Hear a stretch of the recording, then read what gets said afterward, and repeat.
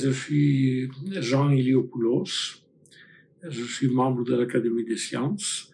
Ma spécialité, c'est je suis physicien, donc je suis de la section de physique.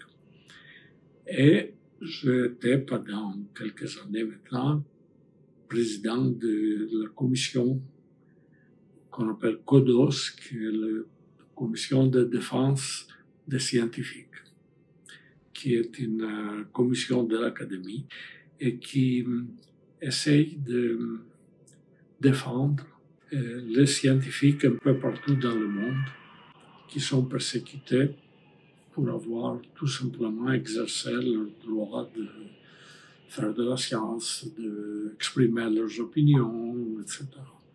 Cette commission de l'Académie fait partie d'un réseau de centaines d'académies dans le monde qui coopèrent en principe dans ce but.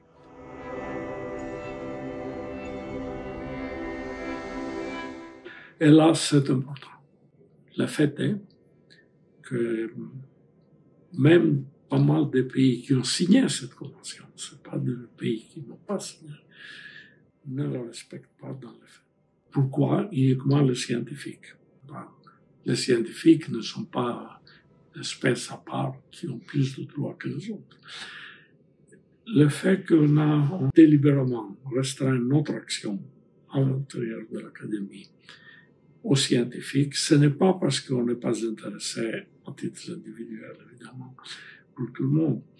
C'est parce qu'avec les scientifiques, justement, comme les scientifiques font partie d'une communauté large internationale, on se connaît. Et on peut avoir des informations fiables sur quelqu'un qui est persécuté dans n'importe quel pays. Et donc, on sait exactement ce qui se passe. On peut donc vraiment intervenir en connaissance de cause. Et aussi, on sait, ou on a au moins certaines garanties, que notre action ne va pas le mettre encore plus en péril. Le but essentiel, évidemment, c'est d'aider les gens si possible.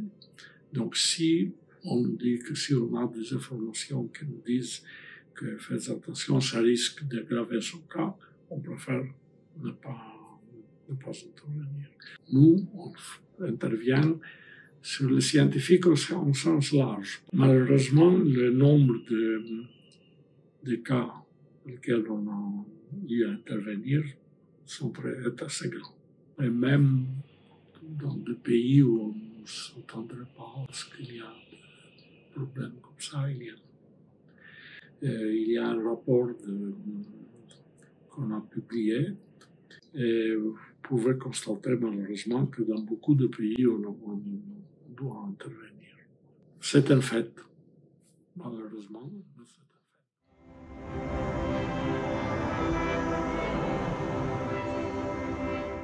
fait. Écoutez, il y a dans le rapport justement la liste des interventions. Et la plupart sont des gens qui sont des scientifiques, médecins, qui ont exprimé leur opinion.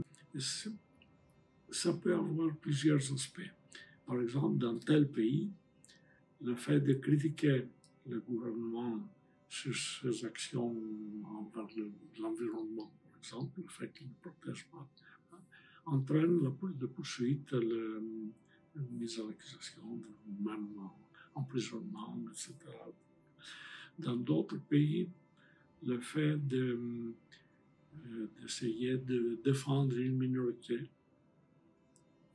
pareil, entraîne des conséquences graves, etc. Donc, il y en a beaucoup, malheureusement. On ne connaît pas tous. Je suis sûr qu'il y en a des tas d'autres qu'on ne connaît pas. Par exemple, dans des conflits, l'année dernière, évidemment, a été marquée surtout par les deux conflits armés, aussi bien en Ukraine qu'au Moyen-Orient. Et là, évidemment, on a du mal à avoir des renseignements fiables parce que c'est au milieu du conflit, etc. Mais on en a certaines. Mais même en dehors de cette d'autres régions de conflits armés, il y a beaucoup de cas pu intervenir. D'habitude, on ne reçoit pas de réponse, même pas accusé de réception. Parfois, on apprend que la personne est libérée. On ne peut pas savoir si c'est le résultat de notre action, bien sûr, personne ne le dira. Mais lorsque vous avez parlé des résultats marquants, je vous dis que l'année dernière, on a eu 2 cas où on a reçu les gens ici. Ils ont pu venir en France, des gens qui étaient persécutés, pas forcément des Français, mais qui avaient des liens avec la France. Donc, ils sont venus en France. Et lorsqu'ils étaient en prison, le fait de savoir qu'il y avait des collègues dans le monde qui pensaient à elles, qui ne sont pas oubliés de tout le monde. Et ça, c'était très important pour elles. Donc ça, c'est probablement le message le plus frappant qui nous encourage de continuer. Parce que dans la plupart des cas, on ne sait pas ce qui s'est passé, on ne sait pas même si il y a des gens qui disparaissent. On ne sait pas où ils sont. Personne ne sait.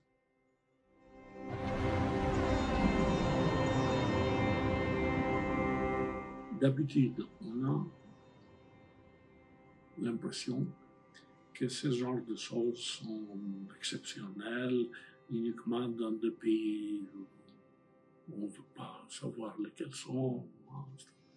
Eh bien, le message, si on vraiment s'occupe un peu, c'est que les libertés académiques